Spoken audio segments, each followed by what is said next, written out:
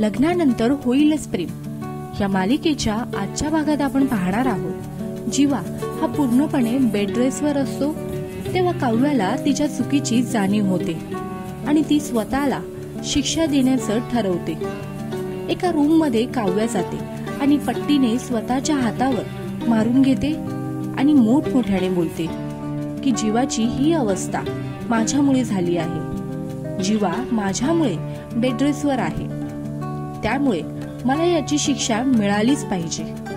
तर दुसरीकडे नंदिनी जीवासाठी सूप घेऊन जात असते तेव्हा मानिनी तिला रूम मध्ये आल्यावर बोलते की तुला सांगितलं होतं इथे यायचं नाही, तरी तू का आलीस?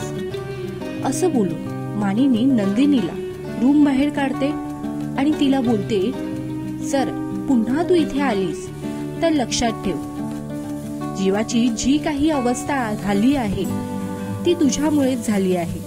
असं बोलून मानिनी निघून जाते आणि नंदिनी ही दरवाजावर उभी राहून खूप रडते, पण मानिनीला तिची अजिबात दया येत नाही। मग तुम्हाला काय वाटतं, येणाऱ्या भागात नेमकं काय होईल आम्हाला कमेंटमध्ये सांगा।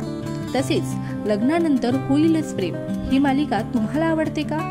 या मालिकेतील पार्थ काव्या की नंदिनी जीवा कोणती जोडी तुम्हाला जास्त आवडते आम्हाला कमेंटमध्ये सांगा।